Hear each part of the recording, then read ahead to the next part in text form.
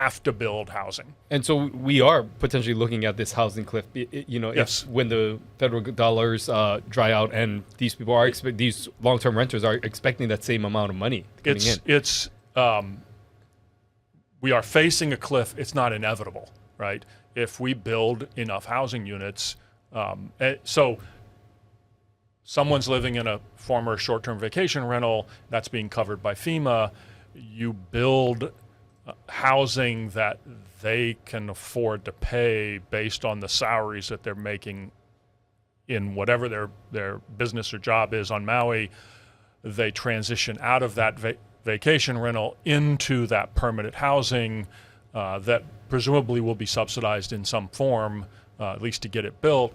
And then that vacation rental either goes back to tourism, or if policy changes, it could be made available for long-term rental at a very expensive price, or it goes back into the for sale market.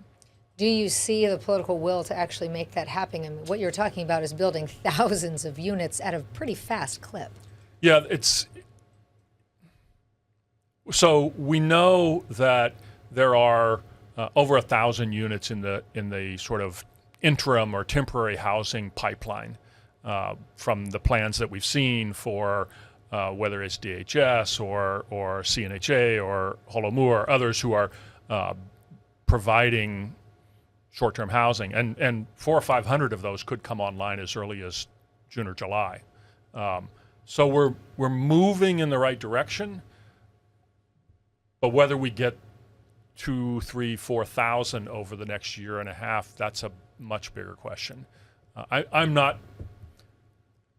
I think the political will there is there in some corners. I'm not sure if it's shared everywhere.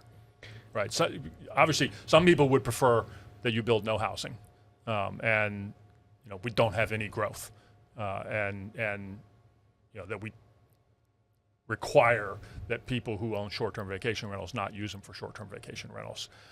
That won't necessarily solve the housing problem, because those properties won't necessarily be accessible to people once the FEMA money goes away financially. I want to get your take, a question I asked the Lieutenant Governor as well about, just looking at the state overall budget and the amount of resources that are now going towards Maui, knowing long-term that this is going to be something that the state will continue to have to put efforts and money towards and allocation towards moving forward. How do you think that will impact the overall economy and the overall state budget? When it always seems like there seems to be people competing over interests and what money and what things get funded, how do you think this impacts the state budget moving forward? So, I mean, this is not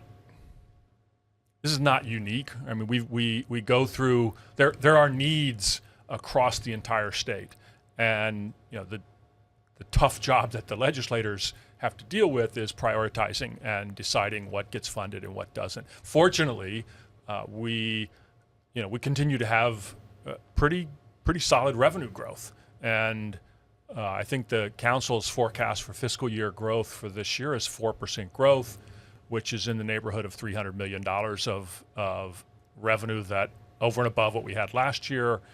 Current tax revenue collections are fiscal year to date are more like 5%, and so. I'm not suggesting that we're going to grow our way out of this problem. We're going to have to make tough decisions, but I think it's manageable. Let's talk